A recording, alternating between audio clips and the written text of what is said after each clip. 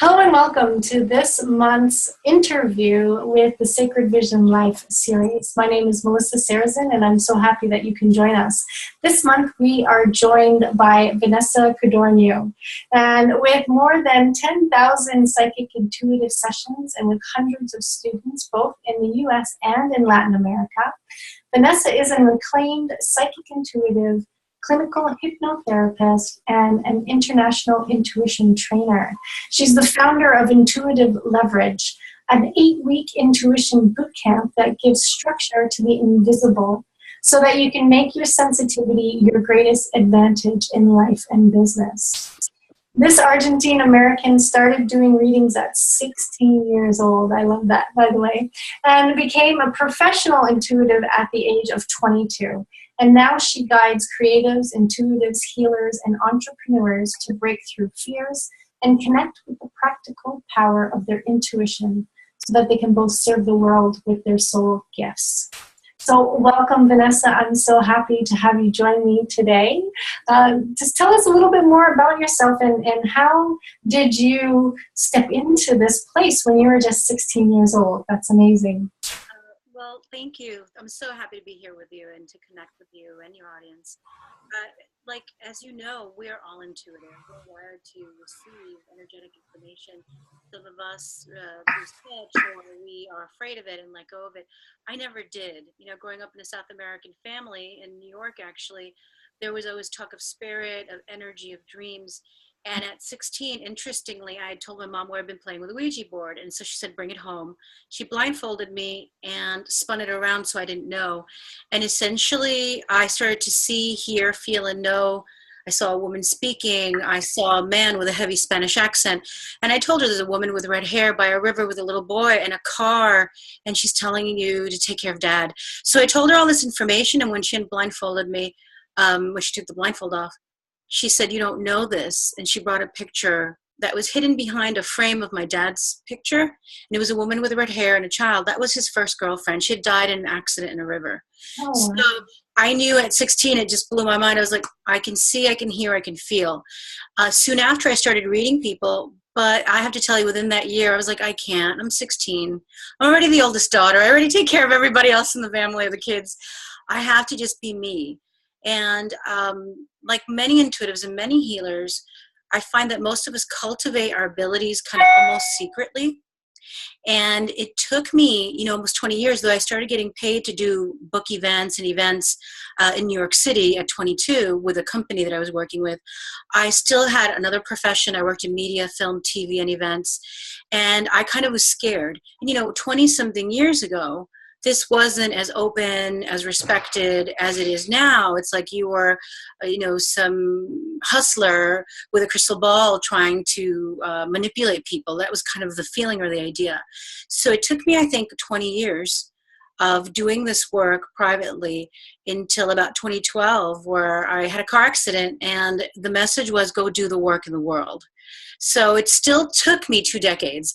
Thankfully now, a lot of the intuitives waking up don't have to go through the 2 decades. And that's why we're here, right, to help them access the information that's coming up for them now. Mm-hmm. Absolutely, yeah. And my experience has been similar. It's been taking me, 20 years. And my experience was different, but at the same time, it's taken me this long. So yeah, hopefully that doing these interviews and connecting and talking about it openly, that people don't have to wait that long as the energies are shifting and changing. Now, I know that I wanted to talk to you specifically about how we can create some daily rituals in our lives that will help us keep connected to our intuition, because sometimes the voice is loud, sometimes it's not, and, we live in a loud world, especially in New York City. So how can we keep that connection by doing some daily rituals? Absolutely. A lot of people are afraid of their mind when it comes to intuition because sometimes it can cloud, right? We have judgments, preconceived notions, we have expectations. So I say use your mind to serve your intuition. That means that, engage your mind in a practice of, say, journaling, right? So one of the first things that I believe in is bookending your day, right? So you start your day a certain way and you finish it a certain way. So that kind of, and in the middle of the day, could always be a check-in. right? But it doesn't have to be strict. So one of the things that I think is very important, especially during this changing time, where even people who didn't think they were intuitive are suddenly having experiences, feeling like, wow, I'm an empath. I thought I was moody all my life. So people are awakening, like, I'm an emotional intuitive. Oh, all those things I'm hearing in my mind, oh, I'm not crazy or imaginative. They're actually following up. So a great way to ground that is to start your day grounded. So many people wake up and they're already off. Some people wake up really slow. Some people, like I, kind of jump up. To slow it down, if you are one of those quick people, and if you're one of those slow people, be slow with intention, right? So it's like move slowly, place your feet on the ground. And even if you're like, well, I don't have time for this in the morning, to feel your feet, feel your body present. Because there's this idea traditionally in a lot of religions and spiritual practices that we have to leave our body to attain some spirituality, right? Or some level of, the third eye doesn't function alone, right? The third eye, our intuition, needs a body, needs a home that it can reside in. And our body has so much wisdom. So even that simple practice of feeling your feet on the ground and breathing really low, not high on your chest, but really low on your belly, and just even saying something like, I am here, I'm grateful, I'm ready to take on the day. Something that feels good. For the people watching, don't adapt an affirmation that doesn't feel good. Kind of feel into your body and ask, well, what would feel really good to say to myself in the morning? Would it be, I am safe, I'm loved, I'm protected? Would it be, I'm ready now to step out, with courage? Whatever it is that you feel can support you. And just making that connection, mind, body, spirit, kind of lets everybody know, okay, I'm good. And everybody, I mean, is every part of you. Here, I'm grounded, I'm ready. And not only for the day, because intuition's always coming in, but if the monkey mind is going like this and the body's over here, intuition can't land. So starting with breathing, positive affirmation, a grounding, obviously also feeding your body. Some of us skip breakfast. I tend to sometimes do that too. So I have to remind myself, get that yogurt in, get that oatmeal. And that also grounds your body. While you're headed to work or on a train or wherever, or even, when you're driving, a little more difficult, but just continue to pay attention to your body. Continue, because your body's speaking to you. Something that I like to do, whether it's in the morning or in the middle of the day, is breathing in deeply, imagining again yourself connected. I like to use a golden light. So I imagine a golden light which represents our higher self, our angels and our guides. And I ask, what do I need to know right now? Right? Because the greatest power of anything, and especially intuition, is being in the present moment. And so many people approach intuition with fear, anxiety. It's exciting. What will it tell me? Will I be trapped? Will I have to change my life? And then they're afraid. They're like, I don't want to know that stuff. So no, I'm not intuitive. But if we can start gently with ourselves, what do I need to know right now? And be patient with what you hear or sense or feel, which could be, breathe, kid, you're okay, or get that breakfast in, or no, wear the red dress. It could be really simple. Like sometimes people want to hear, you are in the lineage of Inanna and you shall create the sacred temple and you're going to have an online business and speak to millions. Before we get all that, let's just be here now. So asking that very important question, what do I need to know right now? And then listening to it, right? Honoring it. Throughout the day, as you were saying, as I was saying, actually, if you can take a moment and write down that first thing that you got. And I believe in the mind servicing the intuition by tracking. Because there's a part of us that kind of want to know if we can trust our intuition, right? And sometimes it is a fleeting desire. Sometimes it's you thought that you needed to be 120 pounds to be happy, and you think it's your intuition because you've seen it, you've been trained and programmed by society and the world. And then when you go deeper, like, oh no, that was my people pleasing. I need to fit into the world energy. So intuition goes even deeper beyond what the world expects of you. So if you start writing it down over days, you can flip back and be like, whoa, that day my intuition was on when it said wear red, because I went into that impromptu meeting and I really stood out and people were like, you look great in red, or however it was. Or you can track it by if you do oracle cards and pull a card to say, what do I need to know right now? You can look back a week or a month later and go, wow, it was really time to pull back. You know, if you get solitude or pulling back, I wanted to charge in and release my program or get that new job. I really had to go back in. So we start to trust ourselves by grounding, asking, listening, and tracking, becomes easier. Yeah. Yeah. I love that. I love the, you know, you're like, get into your body first thing when you wake up, because it is so easy to just jump right into our mind and then get that list up there and then go, okay, and start working on a plan of how you're going to go through your day. And we're kind of trained to do that. But then your intuition is going to come in, like you said, and said, hey, yeah, like, remember to eat breakfast. I too, sometimes I don't remember to eat breakfast until much later, but I know when I do, I let myself take that moment. And as I do that, I am grounded more into our body. And the wisdom that is there, yeah, that is so much more helpful and spot on than whatever your mind is going to try to tell you. And so I like the simplicity of that and the remembrance of that, because, you know, we're all in our heads. And then the tracking, yeah. I remember when I first started to work with my intuition, I did that. Anytime I had an idea or anytime I did simply check in. And the simplicity of it, what do I need to know right now? Or why is this song talking to me on the radio? What is it making me think of? And then I write that down, and then, yeah, you go back and look and you're like, oh, there's my physical evidence of my intuition working. Absolutely. And paying attention to what comes up, because not everybody hears, not everybody sees. Mm. Not everybody knows, you know, the claircognizance, clairaudience, like there's different abilities. And whatever way that it comes up for you, honor it, because that's your opening doorway. And as you walk through this gateway, you'll find that it starts to unfold more. And one of the things about tracking too is paying attention to how it speaks to you. Like for me, I used to read tarot when I first started, and runes and pendulums and probably bones if I had some. But I like to play with a lot of divination sets, and now I do the Akashic records mainly in the Library of the Soul. So there's no actual physical tool but this. And I remember that. Oh, I went off my point, so I just forgot the point of what I was remembering. But I remember that, you know, sometimes getting so excited and caught up, coming back to the simpler thing, come back to pulling one card. It doesn't have to be complicated. You don't have to get all the candles out and light the incense. You know, it doesn't need to be midnight. The moon doesn't have to be in Pisces, you know, we can, or Scorpio, or one of the water signs, right? We can do and connect to our intuition wherever we are.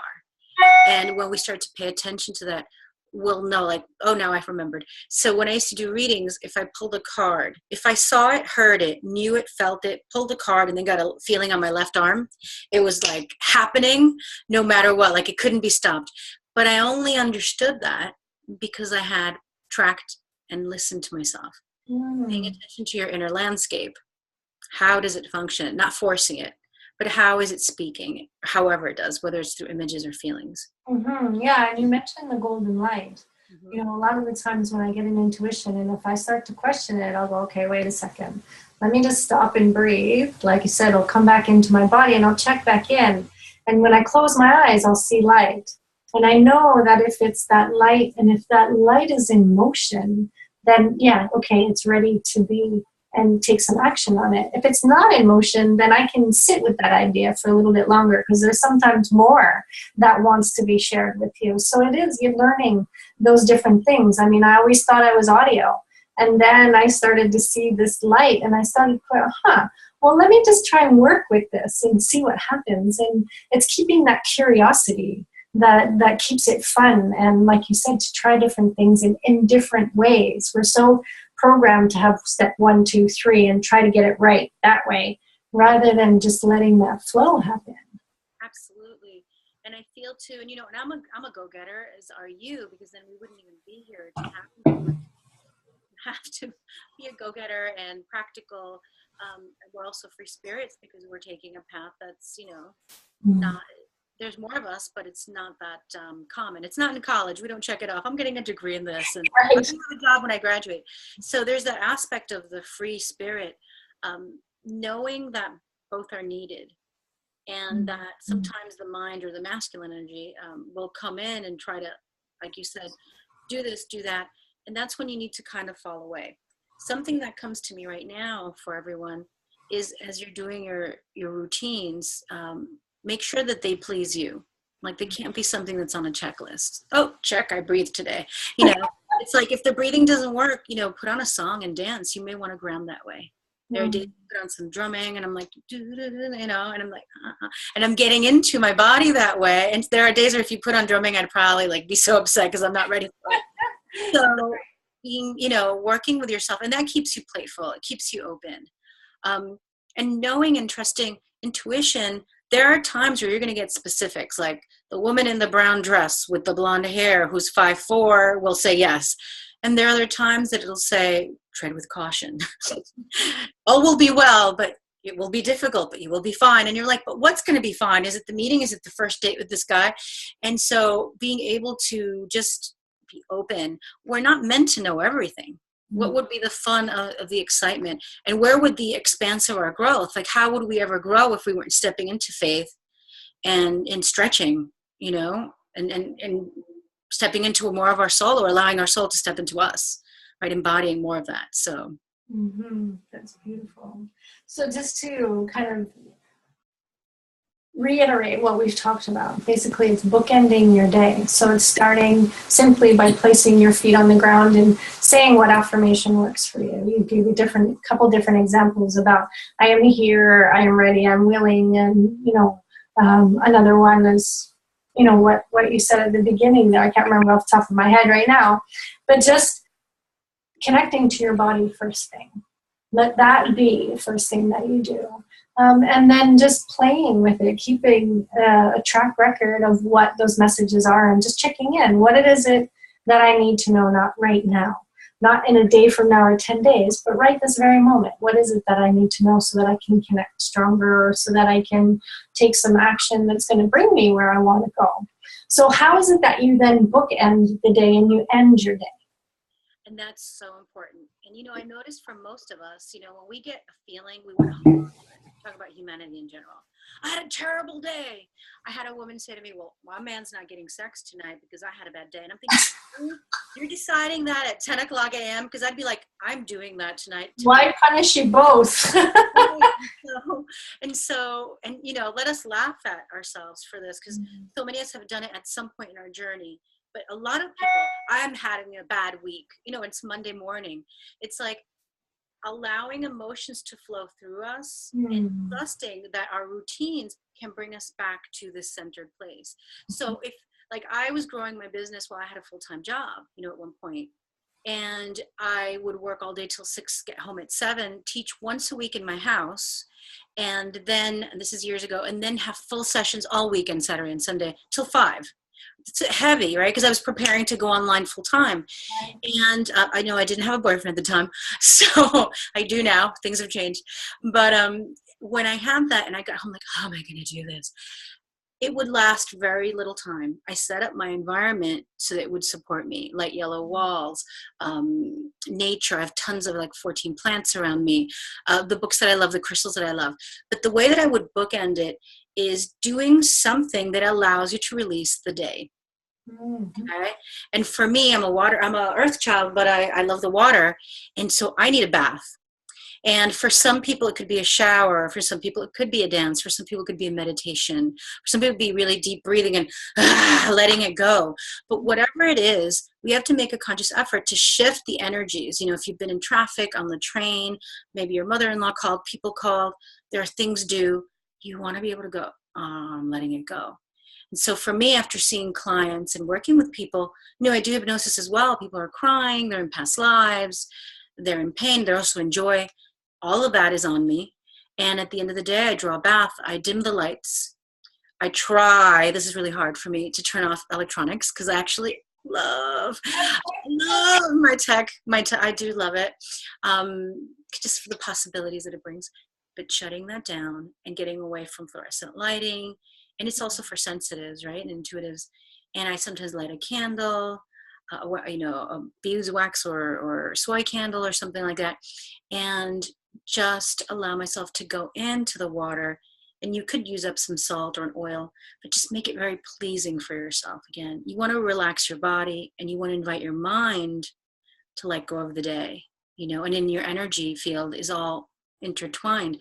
And I always say, I lay back and I say, I release what is mine and not mine, right? I release, and I go into it, thoughts, beliefs, issues, ideas, entities, attachments. I mean, I go into it. I release, worries, anxieties, and I let this go. And if you have a particular, if you are in a particular religion, you can call in a prayer, our Father, if you're Christian or Catholic, if there's something else, if there's a mantra that you like. But really the goal is, and the intention is to leave it there, whether it's the shower, the bath, the breathing. You're done now. And you can do that. We are sovereign enough to direct our energy with our thoughts and with our intention. And then it works for me. I mean, I was at my mom's and I think I hadn't bathed in 3 days. I showered, but I'm so used to, for 17 years, taking the bath that I kind of didn't do it. I didn't bookend, right? I just showered like a normal shower. My mom's like, you're kind of not yourself. I'm like, what are you doing? I'm good. She goes, you're usually very buoyant. Like no matter what sessions you do, no matter what's going on in your life, you're pretty expansive. She goes, you feel kind of crunched down and kind of weighed down. And I was like, what didn't I do? I was like, oh, I didn't release in the bath or the shower. I just showered. So I knew that in that moment, it's like, well, I always knew it worked, but now other people are noticing it, It's to a point where we were traveling recently with my boyfriend and he said to me, you didn't do that thing you do in the bath recently, have you? And I'm like, why? He's like, no, I can tell, you're a little more weighed down and a little, your mind is a little you're not centered the way you are. Mm-hmm. So interesting, people noticing. But something that just allows you to leave the day behind. There's no reason for you to continue to bring the office home or anything else, really. Yeah, I love that. For me, it's to, just setting a boundary for yourself, saying that it's okay. This is the end of my day. Let's leave everything behind. And like you said, to move forward fresh. And just to give yourself permission to do that, because sometimes we can get attached to whatever it is that we've had. And a lot of the times I think it's because we're so sensitive to others. We want to continue to care for others. And even in our energy, we can get into habits of being connected and caring for people even when we're not with them. But like you said, it weighs you down. And when you don't draw that boundary and said, okay, I can just give love to this, let that go, and move on to the next day. We need to give ourselves permission to allow things to be different. And I think that's a big learning, and especially when we tap into our intuition, that's what it helps us to really realize, is that today was today, and tomorrow, like you said, you'd like to be open to possibility. It's a really great way to help you get into the habit of being open for possibilities. Absolutely. And I find that whenever you start to bring in these spiritual practices, you'll connect your intuition naturally, and you'll cycle through things quicker. Mm-hmm. It was like, I'm processing. Making fun, right? But I was one of those girls, right, going to spiritual festivals and teaching for 16 years and process this. It's going to take a moon. And listen, if it takes a moon naturally, let it, right? But to drag it out because you have this preconceived notion that everything takes so long, Yes. Spirit actually kind of moves fast, really. Like if you ever notice, as you get a call and boom, like you may get a job offer or something opens up, a door, things can shift for you. But it does require being open to possibilities, as you said. Mm-hmm. I love it. That's so Things can be different. Yeah, things can be different. Hallelujah. That's a good mantra. I like that. So we've come pretty much to the end of our time, but I did want to, like I said, give people a chance to connect with you outside of this interview. So please tell them how they can do that. Yay, thank you so much for having me. So if you'd like to connect and receive a MP3 that shows you how to explore your intuitive style and also 11 tips to develop your intuition, that would be www.vanessacodorniu.com. And I'm also starting my 8-week intuition bootcamp. So if you're thinking about it, just check out intuitiveleverage.com. So it'll be great to connect with all of you. Thank you. It's been such a pleasure. You're amazing. You're so just loving and lovable. I love your energy. Thank you. And I love yours too. And I appreciate you so much for spending this time together with me, and as well as, you know, everything that you do out in the world, because, you know, you're needed, you are loved, and I honor you for everything that you do. Thank you. Thank you. All right, so that is this month's segment for Sacred Vision Life interviews. I hope you'll enjoy this session. Watch it more than once, because there's a lot of really juicy nuggets in here that you know, you deserve to receive. And we'll see you again next month. So bye for now.